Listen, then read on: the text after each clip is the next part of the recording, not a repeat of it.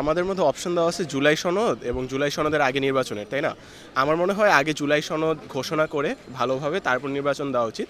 কারণ আমাদের যে জুলাইয়ের গণ অভ্যুত্থানের থ্রু যে এই কারেন্ট গভর্নমেন্ট আসছে, এই গভর্নমেন্টের ওয়ান অফ দ্য কি অ্যাসপেক্টস গভর্নমেন্টটা তৈরি করার আগেই ছিল যে একটা জুলাই সনদ ঘোষণা করবে, যেন জুলাইয়ের আন্দোলনের যারা শহীদ ছিল, যারা আহত ছিল এবং জুলাই আন্দোলনের যারা স্টেক হোল্ডার ছিল, তারা যেন এটার এই আন্দোলনটাকে